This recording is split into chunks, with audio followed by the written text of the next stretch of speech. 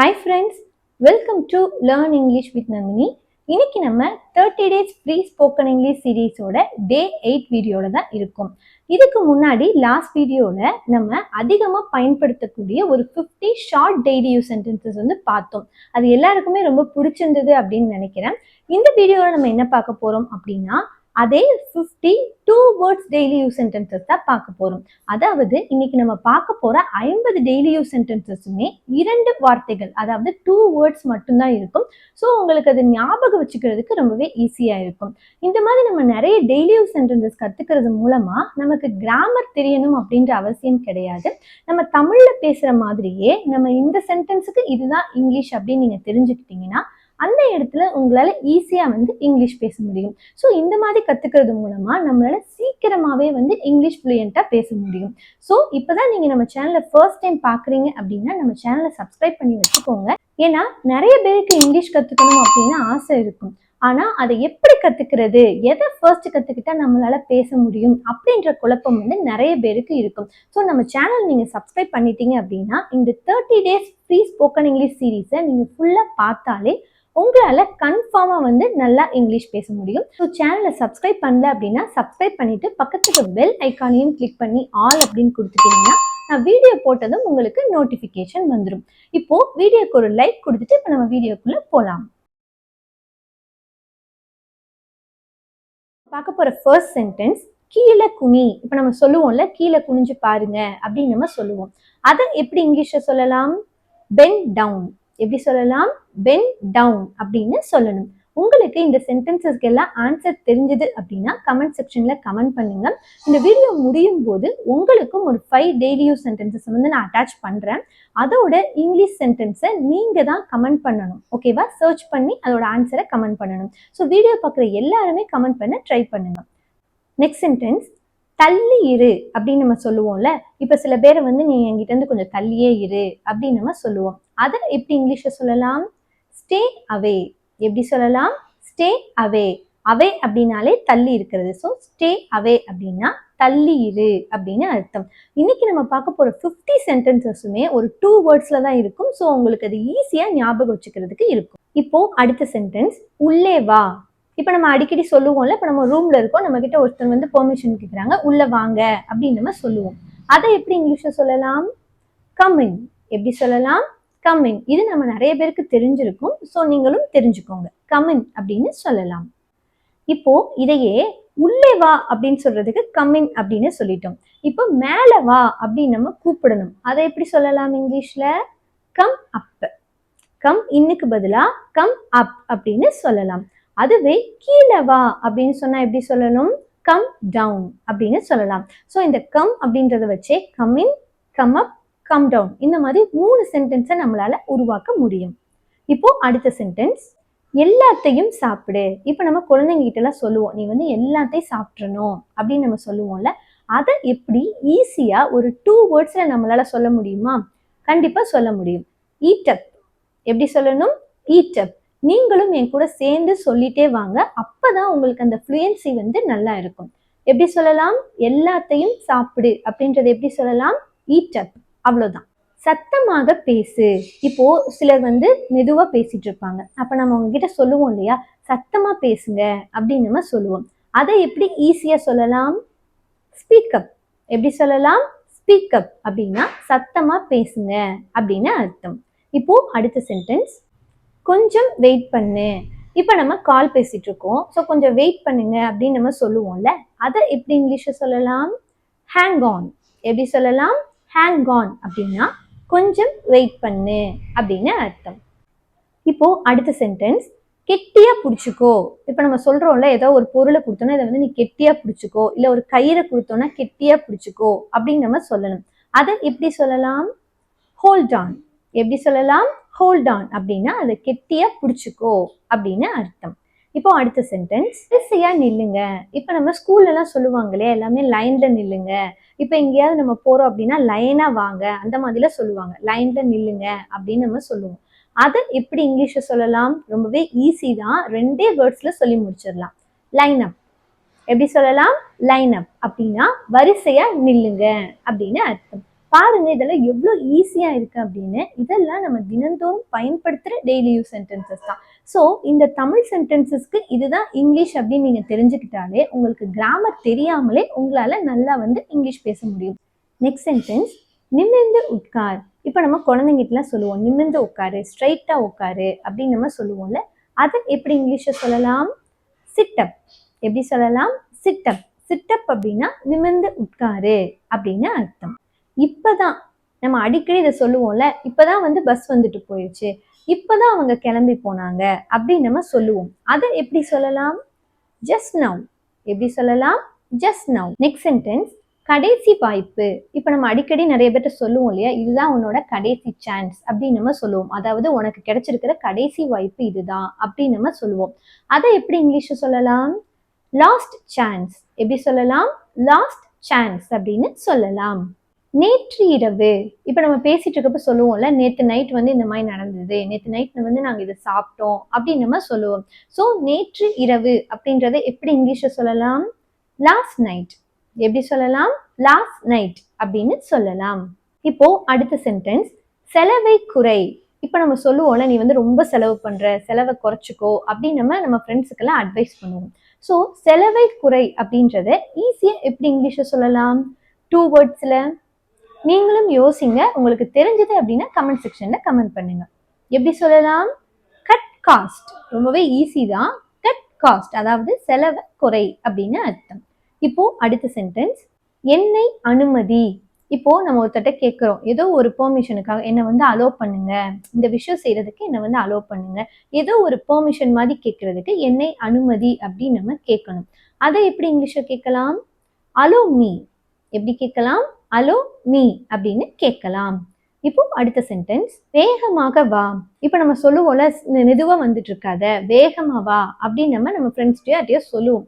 So அதை எப்படி சொல்லலாம்? இது நம்ம எல்லாருக்குமே தெரிஞ்சதுதான், கம் ஃபாஸ்ட். எப்படி சொல்லலாம்? கம் ஃபாஸ்ட் அப்படின்னு சொல்லலாம். வேகத்தை குறை. இப்போ நம்ம ஃப்ரெண்டு வந்து நல்லா ஃபாஸ்டா வண்டி ஓட்டிட்டு இருக்காங்க, கார் டிரைவ் பண்ணிட்டு இருக்காங்க. அப்ப நம்ம சொல்லுவோம்ல, இவ்வளோ ஃபாஸ்ட் வேணாம், நீ வேகத்தை குறை, மெதுவா போ, ஸ்லோவா போ, அந்த மாதிரியா நம்ம சொல்லுவோம். ஸோ வேகத்தை குறை அப்படின்றத எப்படி இங்கிலீஷ்ல சொல்லலாம்? Slow down. எப்படி சொல்லலாம்? Slow down.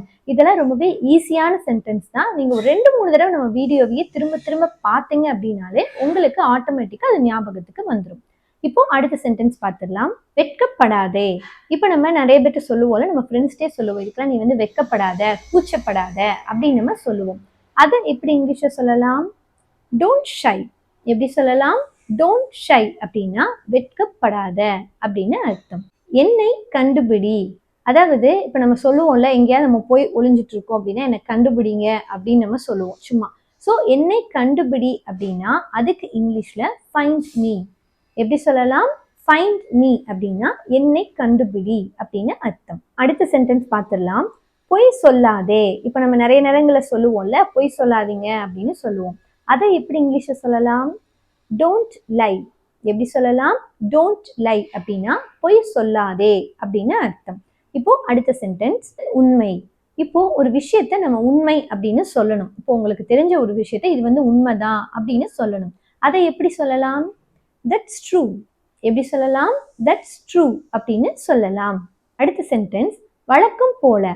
இப்போ ஒரு விஷயம் எப்பவும் போல நடந்துட்டே இருக்கு அப்படின்னா அதை நம்ம வந்து வழக்கம் போல இது நடந்துட்டு இருக்கு அப்படின்னு நம்ம சொல்லுவோம். அதை எப்படி சொல்லலாம்னா அஸ் யூஷுவல். எப்படி சொல்லலாம்? அஸ் யூஷுவல் அப்படின்னா அது வழக்கமா எப்பவும் போல நடந்துட்டு இருக்கு அப்படின்னு அர்த்தம். மோசடி செய்யாதே, அதாவது ஏமாத்தாதீங்க அப்படின்னு நம்ம ஒருத்தட்ட சொன்னோம்னா அதுக்கு இங்கிலீஷ்ல டோன்ட் சீட் அப்படின்னு சொல்லலாம். எப்படி சொல்லலாம்? டோன்ட் சீட் அப்படின்னா மோசடி செய்யாதே அப்படின்னு அர்த்தம். அடுத்த சென்டென்ஸ், அவர்களை கூப்பிடு. இப்ப நம்ம ஒருத்தவங்களை கூப்பிடணும் அப்படின்னா அவங்கள கூப்பிடு அப்படின்னு நம்ம சொல்லுவோம். அதை எப்படி இங்கிலீஷ்ல சொல்லலாம்? கால் தம். எப்படி சொல்லலாம்? கால் தம் அப்படின்னா அவர்களை கூப்பிடு அப்படின்னு அர்த்தம். இப்போ அடுத்த சென்டென்ஸ், அதை கொண்டு வா. இப்போ ஒரு பொருளை எடுத்துட்டு வர சொல்றோம், அதை கொண்டு வாங்க அப்படின்னு நம்ம சொல்லணும். அதை எப்படி சொல்லலாம்? Bring it. எப்படி சொல்லலாம்? பிரிங் இட் அப்படின்னா அதை கொண்டு வா அப்படின்னு அர்த்தம்.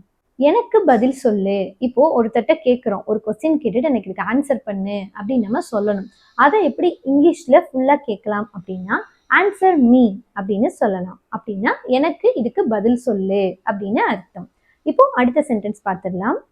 சந்தோஷமாக இரு. இப்போ நம்ம ஃப்ரெண்ட்ஸ் எல்லாம் சொல்லுவோம்ல, நீ வந்து ரொம்ப ஹாப்பியா இரு, சந்தோஷமா இரு அப்படின்னு நம்ம சொல்லணும். அதை எப்படி சொல்லலாம்? Be happy. ரொம்பவே ஈஸி தான். பி ஹாப்பி அப்படின்னா சந்தோஷமாக இரு அப்படின்னு அர்த்தம். திரும்பி வா. இப்ப நம்ம ஒருத்தரை வந்து திரும்பி வர சொல்றோம். ஒரு இடத்துக்கு போயிருக்காங்க, நீ திரும்ப இங்க வா அப்படின்னு நம்ம கூப்பிடணும். அதை எப்படி இங்கிலீஷ்ல சொல்லலாம்? Come back. எப்படி சொல்லலாம்? கம் பேக் அப்படின்னா திரும்பி வா அப்படின்னு அர்த்தம். சென்டென்ஸ் நன்றாக சமைத்து கொடு. அதாவது நீ வந்து நல்லா குக் பண்ணு அப்படின்னு நம்ம சொல்லுவோம்ல, அதை எப்படி இங்கிலீஷ்ல சொல்லலாம்? Cook well. எப்படி சொல்லலாம்? குக் வெல் அப்படின்னு சொல்லலாம். இப்போ அடுத்த சென்டென்ஸ் அமைதியாக இரு. இதை எப்படி இங்கிலீஷ்ல சொல்லலாம்? பி குவைட் அப்படின்னு சொல்லலாம். இது நம்ம எல்லாருக்குமே தெரிஞ்சதுதான், ரொம்பவே ஈஸியும் கூட. ஸோ பி குவைட் அப்படின்னா அமைதியாக இரு அப்படின்னு அர்த்தம். இப்போ அடுத்த சென்டென்ஸ் பார்த்துடலாம். அங்கே பார். இப்போ நம்ம இங்க இருந்துட்டு அங்க பாரு அப்படின்னு நம்ம ஒருத்தட்ட சொல்லணும். ஸோ அதை எப்படி சொல்லலாம்? Look there. எப்படி சொல்லலாம்? லுக் தேர் அப்படின்னா அங்கே பார் அப்படின்னு அர்த்தம். அடுத்த முறை. இப்போ ஏதோ ஒரு விஷயம் நடக்க நம்ம அடுத்த முறை பார்த்துடலாம், அடுத்த தடவை நம்ம பார்த்துக்கலாம் அப்படிலாம் சொல்லுவோம்ல, அதை எப்படி இங்கிலீஷ்ல சொல்லலாம்? Next time. எப்படி சொல்லலாம்? நெக்ஸ்ட் டைம் அப்படின்னா அடுத்த முறை அப்படின்னு அர்த்தம். அடுத்த சென்டென்ஸ் பின்னால் நகரு. இப்போ நம்ம ஒரு இதுல போயிட்டு இருக்கோம், ஸோ நீங்க பின்னாடி நகர்ந்துக்கங்க அப்படின்னு ஒருத்தட்ட சொல்லணும். அதை எப்படி இங்கிலீஷ்ல சொல்லலாம்? Move back. எப்படி சொல்லலாம்? மூவ் பேக் அப்படின்னா பின்னால நகரு அப்படின்னு அர்த்தம். நெக்ஸ்ட் சென்டென்ஸ் பார்த்துடலாம். இப்போது வரை அப்படின்றத எப்படி இங்கிலீஷ்ல சொல்லலாம்? இப்போ வரைக்கும் நடந்துட்டு இருக்கு அப்படின்னு நம்ம சொல்லுவோம்ல, அதை இங்கிலீஷ்ல டில் நவ் அப்படின்னு சொல்லலாம். எப்படி சொல்லலாம்? டில் நவ் அப்படின்னா இப்போது வரை அப்படின்னு அர்த்தம். நெக்ஸ்ட் சென்டென்ஸ் பார்த்துடலாம். உதைக்காதே. இப்போ நம்ம வந்து சொல்லுவோம்ல, உதைக்காத அப்படின்னு சொல்லணும். அதுக்கு இங்கிலீஷ்ல டோன்ட் கிக். ஸோ கிக் அப்படின்னா உதைக்கிறது, ஸோ டோன்ட் கிக் அப்படின்னா உதைக்காதே அப்படின்னு அர்த்தம். சீக்கிரம். இப்போ நம்ம ஒரு இடத்துக்கு கிளம்பிட்டு இருக்கோம், ஸோ சீக்கிரமா கிளம்புங்க, இதை நம்ம சீக்கிரமா முடிக்கணும் அந்த மாதிரிலாம் சொல்லுவோம்ல. ஸோ சீக்கிரம் அப்படின்றதுக்கு இங்கிலீஷ்ல ஹரி அப். எப்படி சொல்லலாம்? ஹரி அப் அப்படின்னா சீக்கிரம் அப்படின்னு அர்த்தம். நெக்ஸ்ட் சென்டென்ஸ் குறுகிய காலம். அதாவது ரொம்ப நேரம் கிடையாது, கொஞ்சம் டைம் இருக்கு அப்படின்றத சொல்றதா குறுகிய காலம். ஸோ இதை எப்படி இங்கிலீஷ்ல சொல்லலாம்? Short time. எப்படி சொல்லலாம்? ஷார்ட் டைம் அப்படின்னு சொல்லலாம். இப்ப அதுவே நீண்ட காலம், அதாவது டைம் நிறைய இருக்கு அப்படின்னா அதை நம்ம எப்படி சொல்லலாம்னா லாங் டைம் அப்படின்னு சொல்லலாம். எப்படி சொல்லலாம்? லாங் டைம் அப்படின்னு சொல்லலாம். மிக அருமை. இப்போ ஒரு விஷயம் வந்து ரொம்பவே நல்லா இருக்கு, அதை நீங்க பாராட்டணும். ஸோ ரொம்பவே இது நல்லா இருக்கு அப்படின்னு சொல்றதுக்கு, மிக அருமை அப்படின்னு சொல்றதுக்கு இங்கிலீஷ்ல வெரி நைஸ் அப்படின்னு சொல்லலாம். எப்படி சொல்லலாம்? வெரி நைஸ் அப்படின்னு சொல்லலாம். இப்போ அடுத்த சென்டென்ஸ் இப்ப இல்ல. அதாவது இப்ப அது வந்து இல்ல அப்படின்னு நம்ம சொல்லணும். அதை இங்கிலீஷ்ல நாட் நவ். எப்படி சொல்லலாம்? நாட் நவ் அப்படின்னா இப்ப இல்ல அப்படின்னு அர்த்தம். அடுத்த சென்டென்ஸ் எனக்கு உதவு. இப்போ எனக்கு ஹெல்ப் பண்ணுங்க அப்படின்னு நம்ம கேட்போம்ல, அதை எப்படி இங்கிலீஷ்ல கேட்கலாம்? Help me. எப்படி கேட்கலாம்? ஹெல்ப் மீ அப்படின்னு கேட்கலாம். அடுத்த சென்டென்ஸ் இதை எடு. இப்போ ஒரு பொருளை எடு அப்படின்னு நம்ம சொல்லணும். அதை எப்படி இங்கிலீஷ்ல கேட்கலாம்? Take this. எப்படி சொல்லலாம்? டேக் திஸ் அப்படின்னு சொல்லலாம். சென்டென்ஸ் இது போல. இப்போ ஒரு விஷயம் நடக்குது அப்படின்னா அதே மாதிரி இன்னொரு விஷயம் நடந்தது அப்படின்னா அதை நம்ம இது போலவே இருக்கு அந்த மாதிரி நம்ம சொல்லுவோம்ல. ஸோ இது போல அப்படின்றதுக்கு இங்கிலீஷ்ல லைக் தட். எப்படி சொல்லலாம்? லைக் தட் அப்படின்னு சொல்லலாம். இவ்வளோ தாங்க. இன்னைக்கு நம்ம ஒரு 52 வேர்ட்ஸ் டெய்லி யூஸ் சென்டென்சஸை ரொம்பவே குவிக்காக பார்த்துட்டோம். இது எல்லாமே ஞாபகம் வச்சுக்கிறதுக்கு ரொம்பவே ஈஸியாக இருக்கும். ஸோ நீங்கள் பிகினராக இருக்கும்போது இந்த மாதிரி டெய்லி யூஸ் சென்டென்சஸ்லேருந்து ஸ்டார்ட் பண்ணிட்டு போக போக நீங்கள் அட்வான்ஸ் லெவலில் வந்து ஒரு பெரிய சென்டென்ஸை வந்து நீங்கள் படிச்சீங்க அப்படின்னா உங்களுக்கு பேசுறதுக்கு ஈஸியாக இருக்கும். அப்படி இல்லாமல் நீங்கள் எடுத்த உடனே ஒரு பெரிய சென்டென்ஸ் எடுத்து படிச்சீங்க அப்படின்னா உங்களுக்கு அது ஞாபகம் வச்சுக்கிறதுக்கும் கஷ்டம். அந்த நேரத்தில் நம்மளால அதை கரெக்டாக வந்து சொல்ல முடியாது. ஸோ இந்த வீடியோ உங்களுக்கு பிடிச்சிருக்கும் அப்படின்னு நினைக்கிறேன். பிடிச்சிருந்தது அப்படின்னா வீடியோக்கு மறக்காம ஒரு லைக் கொடுத்துருங்க. அப்போதான் இன்னும் இதே மாதிரி நிறைய வீடியோஸ் போடுறதுக்கு எனக்கு மோட்டிவேஷனாக இருக்கும். உங்கள் ஃப்ரெண்ட்ஸும் இந்த மாதிரி பிகினராக இருந்து இப்போதான் இங்கிலீஷ் கற்றுக்குறாங்க அப்படின்னா மறக்காம இந்த வீடியோவை ஷேர் பண்ணுங்க. நம்ம சேனலை பற்றியும் சொல்லுங்க. ஸோ அவங்களுக்கும் இது ஹெல்ப்ஃபுல்லாக இருக்கும். இந்த 30 டேஸில் வந்து இன்னும் நிறைய வீடியோக்கள் வந்து தொடர்ந்து நம்ம சேனலில் வந்துட்டே இருக்க போகுது. ஸோ இது கிராமர் வீடியோஸும் வரும், ப்ராக்டிக்கல் லெசன்ஸும் வரும். ஸோ அப்போ தான் நம்மளால் வந்து இங்கிலீஷ் கற்றுக்க முடியும் ஈஸியாகவே. ஸோ அதெல்லாம் நீங்கள் பார்க்கணும் அப்படின்னு நினச்சிங்கன்னா நீங்கள் செய்ய வேண்டியதெல்லாம் ஒன்றே ஒன்று தான். நம்ம சேனலை சப்ஸ்கிரைப் பண்ணிக்கோங்க. பக்கத்துல இருக்க பெல் ஐக்கானையும் கிளிக் பண்ணி ஆல் அப்படின்னு கொடுத்துட்டீங்கன்னா நான் வீடியோ போட்டதும் உங்களுக்கு உடனே நோட்டிஃபிகேஷன் வந்துடும். வீடியோ முடியும் போது உங்களுக்கான ஒரு 5 சென்டென்ஸும் நான் அட்டாச் பண்றேன் அப்படின்னு சொல்லியிருக்கேன். ஸோ அதோட ஆன்சரை மறக்காம கமெண்ட் செக்ஷன்ல கமெண்ட் பண்ணுங்க.